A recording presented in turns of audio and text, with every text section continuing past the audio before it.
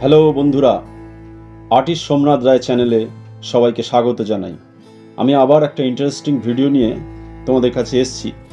আমার এখানে আঁকার ক্লাস করাই আমি, তো সিনিয়র লেভেল কিছু স্টুডেন্ট তাদের আর্ট অ্যান্ড ক্রাফট উলোর ওপরে কীভাবে ফেব্রিক দিয়ে পেন্টিং করতে হয় সেই ক্লাসটা চলছে। তোমরা দেখতে থাকো, আশা করি ভালো লাগবে। প্রথমে কুলোর ওপরে একটা বেস পেন্ট চাপিয়ে নিতে হবে হোয়াইট, তারপরে ড্রয়িং করে এইভাবে কালার করে আমরা এগিয়ে যাব। প্রথমে একটা বেস কালার চাপিয়ে তারপরে রেড কালার দিয়ে ভিজে থাকতে থাকতে একটু শক্ত ব্রাশ, হক ব্রাশ নিতে হবে, নিয়ে এইভাবে আমরা ব্লেন্ড করতে থাকবো ছবিকে। তোমরা এইভাবে শিখতে থাকো, আশা করছি তোমরা এই ভিডিওটা দেখে খুব ভালো লাগবে তোমাদের। পরবর্তী ভিডিও আমি আবার খুব ডিটেল একটা কন্টেন্ট নিয়ে আসবো। আমার চ্যানেলটাকে তোমরা সাপোর্ট করো, সাবস্ক্রাইব করো।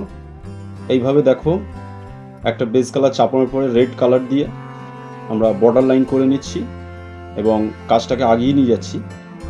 সেটাকে একটু ভিজে থাকতে থাকতে করলেই ভালো হয়। আবারও বলছি, ব্রাশটা কিন্তু একটু শক্ত ব্রাশ নিতে হবে, হক ব্রাশ, কেন কুলোর ওপরে যে বাঁশের বুননগুলো থাকে নরম ব্রাশ নিলে কিন্তু হবে না। আমরা আস্তে আস্তে ছবিটাকে এইভাবে করছি, তোমরা দেখতে থাকো। আস্তে আস্তে এইভাবে আমরা কাজটা করছি। সবার কাছে অনুরোধ রইল, ভিডিওটা কেউ স্কিপ করবেন না। এইভাবে পুরো ভিডিওটা দেখলে তবেই বোঝা যাবে ব্যাপারটা। ব্রাশকে একটু জল মিশিয়ে রঙের সাথে ব্রাশ টানলেই ভালো হয়, তবে খুব বেশি জল দেওয়া যাবে না, দিলে স্প্রেড করবে। একটু গাঢ় গাঢ় রঙের ব্যবহার এটাতে করতে হবে। ফার্স্ট লেয়ার হয়ে গেছে আমার। এবারে ব্ল্যাক আর রেড মিশিয়ে আমরা একটা ডিপ চকলেট কালার তৈরি করে সরু তুলি। এক্ষেত্রে তুলিটা ওই 2 থেকে 6 নম্বরের মধ্যে থাকলেই হবে, কুলোর সাইজ অনুযায়ী। সেইভাবে আমরা আস্তে আস্তে চোখের এই আইব্রো, ভ্রু এটাকে ফোটাচ্ছি। রংটা কিন্তু খুব একটু ঘনত্ব রাখতে হবে রঙের। খুব বেশি জল মিশিয়ে পাতলা করলে কিন্তু ওই বাঁশের বুননের মধ্যে দিয়ে কিন্তু স্প্রেড হয়ে যাবে কালারটা। একটু গাঢ় কালারে কাজ করতে হবে। আর দুদিকে চোখের যে ইকুয়াল ব্যাপারটা, একটু ব্যালেন্সটা রাখতে হবে। এইভাবে আস্তে আস্তে ছবিটা খুব সুন্দর একটা রূপ নেবে এবং নিজেদেরও খুব ভালো লাগবে। এটাতে শুধু যে একটা প্রতিমার মুখ আঁকা যায় তা না, এখানে অনেক রকম সাবজেক্ট করা যেতে পারে। বরকনে অন্যান্য কিছু ফুল, পাতা, পাখি, ল্যান্ডস্কেপ সব কিছুই করা যেতে পারে। আস্তে আস্তে বর্ডার লাইন দিয়ে কাজটাকে আমরা ফুটিয়ে তুলব। এটা কাজটা হয়ে যাওয়ার পরে খুব ভালো করে শুকনো করে নিতে হবে।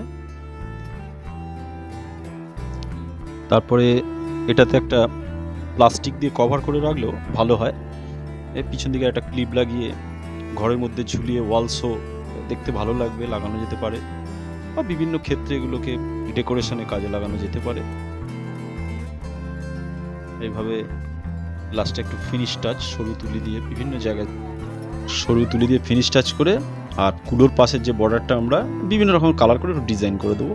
এবারে আমরা চলে যাচ্ছি একটু জুনিয়র লেভেল, যারা বিভিন্ন রকম পেন্সিল শেডের উপরে কাজ করছে।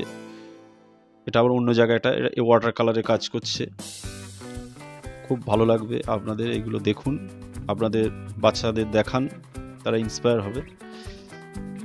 এখানে বাচ্চারা প্যাস্টেলে কাজ করছে, বিভিন্ন লেভেলের বাচ্চারা এখানে আছে, ছোট বড় মাঝারি সবাইকে এখানে শেখানো হচ্ছে। আমরা বাচ্চাদের খুব এনকারেজ করি, ওরা ভীষণ ভালো কাজ করে, সবাই খুব আনন্দ করে মন দিয়ে করে। শনি রবি আমার এখানে ক্লাস হয়। এরা পেন্সিলে লাইভ স্কেচ করছে, এখানে বার্ড স্টাডি ওকে দেখানো হচ্ছে কিভাবে করা হবে। এখানে ওরা পেন্সিলে পোর্ট্রেট স্টাডি করছে, বিভিন্ন শেডিং, পেন্সিলের শেডিংগুলো ওরা প্র্যাকটিসের মধ্যে আছে। আবার আমরা এইরকম ধরনের ভিডিও নিয়ে আসবো। আপনারা আমার চ্যানেলটাকে সাপোর্ট করুন, সাবস্ক্রাইব করুন। বিভিন্ন রকমের কাজ নিয়ে আমরা আপনাদের সামনে উপস্থাপনা করব। এখানে বিভিন্ন লেভেলের বাচ্চা আছে, প্যাস্টেলের উপরও কাজ করছে তারা। ভিডিওটা স্কিপ না করে পুরোটা দেখার অনুরোধ রইল।